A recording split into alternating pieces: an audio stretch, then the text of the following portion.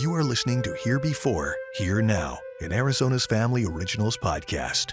Hey there, Colton here with a new episode of Here Before, Here Now. The last episode of 2024, and this one is definitely a lot different than my previous ones. I recently interviewed Congressman Ruben Gallego about a bill that he helped pass called the Native American Child Protection Act. Talked about some of the ways to help prevent and treat child abuse and help victims in reservation and tribal communities. So this one was a years-long effort to help get through the Senate and the House. So that's heading towards President Biden's desk now before he ends his term in office. So I did this interview at home. It was a Zoom interview that I was able to record. So it's a little bit more... It's a little bit more shaky than previous interviews in terms of the technological aspect of it, but still, the content and the conversation, very eye-opening. Take a listen. Congressman Gallego, Senator-elect, thank you so much for taking the time to speak with me. Just really quickly, I just want to say congratulations on all the new stuff coming up ahead. How are things going for you? I know personally you made a new announcement, and also professionally becoming a senator. What's that like? Well, yeah, it's a little busy, but yeah, my wife and I are expecting a baby in mid-June, a baby boy. So we're very excited, obviously hoping and praying that, we have a healthy delivery, healthy mom, healthy kid. In addition, I already have two wonderful kids, and they're going to be excited. They are excited about the kid, and now, moving on to the Senate in a couple weeks. So just kind of trying to close up shop here on the House side and move over. And one of the things that I was able to clear the deck on was, the Native American Child Protection Act, and very happy to be able to do that. So talk to me about the Native American Protection Act. A bipartisan support. What exactly is it supposed to do? Look, it updates a bill originally introduced by Senator McCain. And it does a couple things. Number one, it allows urban Indian organizations to be able to use some of the federal funds and powers to help prevent and stop child abuse in Native American communities.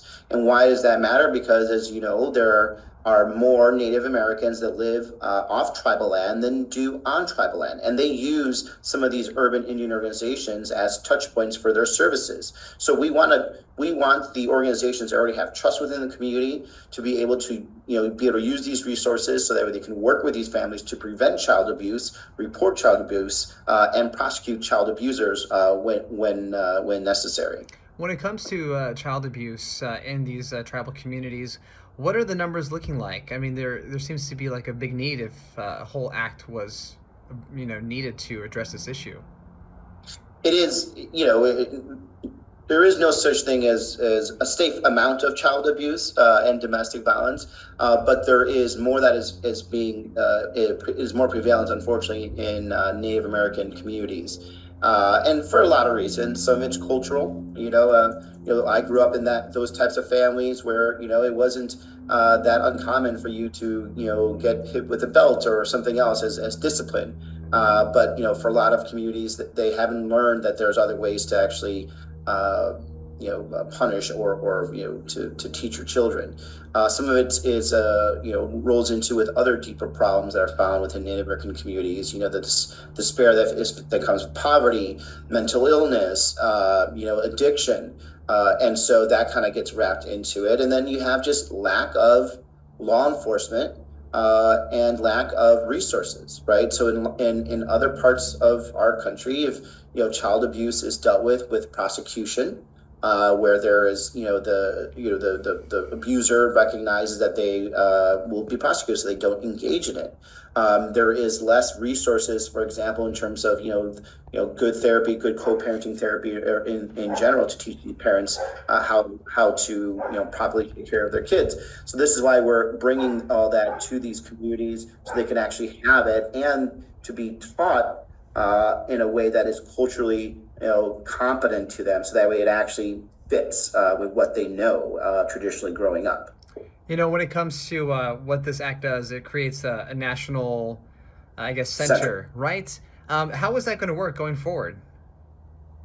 Well, so one of the things to think about is like you're going to have some of these tribal communities, governments, and organizations that are going to say, "Hey, we want to help, but we don't know what the best practices are." So this center is going to basically be able to be kind of like the little think tank, right? That will be able to tell these local centers, whether it's on Navajo land, like the family centers they have on Navajo land up in the northeast part of Arizona, or for example, we have a family care center out on the east side with the Salt River Pima Indian community. And so they could reach out to this national center and say, like, what are your best practices that we should try to incorporate here to stop child abuse, to identify child abuse, to keep families together, and to basically stop family violence. And this place is going to be the kind of the repository of best practices and ideas. So that way, it doesn't matter what part of the country you're in, doesn't matter what indigenous community you're from, you're going to be able to call and talk to somebody there and be able to and figure out what is some good practices to try to bring to your community that may work there. You are the former chair of the subcommittee for Indigenous people. What is your role going to be like in the Senate when it comes to Indigenous affairs? Is this something that you're still going to pick up on or push things forward? Yeah, I mean, like I've requested to be on the committee. So most senators don't request to be on the committee, but it's one of my the top requests. And it's never, for some reason I don't get the committee time. It's never going to be something I'm going to ignore. I have loved working on issues to Indian country. And it's not just because, we have 22 federally recognized tribes in Arizona. My best friends are Navajo. We served in the war together. They're like family. And they've taught me, and from seeing them, talking to them, hanging out with their family, I've seen some of the things that, that has been missing from Indian country because of neglect from the federal government. And I want to make sure that I continue to fix those wrongs because, like anywhere else, they deserve it. They're Americans. Light just went off too. When it comes to the Biden administration, obviously it was pretty apparent when he had nominated Secretary Holland to lead the Department of Interior that there was going to be a commitment to Indian country with the Biden administration. What do you see going forward with President-elect Trump when it comes to these types of issues? Well, look, number one, we got to make sure that President-elect Trump, understands true tribal sovereignty and respects that. Number two, we need to make sure that there is a collaboration between the federal government and our tribal governments, so that we could work together and for joint ideas, which is bringing more jobs and stability to our Native American communities, bringing more healthcare as part of our responsibilities, treaty responsibilities to provide healthcare for Indian country, but also to do some things that just are still very difficult to do. It's very difficult for you to buy a home on tribal land and get a mortgage. It's difficult for you to get an SBA loan. These are the kind of things that we just have not been able to really crack, and hopefully we can do some of that work in a positive manner with the Trump administration to make sure that our tribal communities and families have a real chance at succeeding in having the American dream. Before we let you go, talking about some of the issues affecting Indian country have really made a lot of headlines recently. Obviously, with the missing and murdered Indigenous women, people crisis. We've got the boarding schools and the national monument that was just proclaimed at Carlisle. When it comes to these types of issues, it seems like, people in Native American communities have known these were problems for decades, generations past. But it seems like for many, they feel like it's just finally getting attention. How does this momentum keep going when it comes to these issues and addressing some of these inequities in these communities because of historical trauma?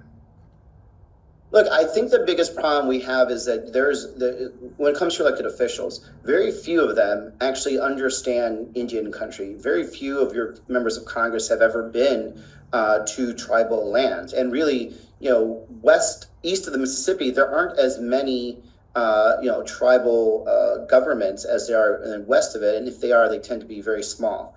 And part of the thing that I really enjoy is talking to new members of Congress and educating them about Indian country.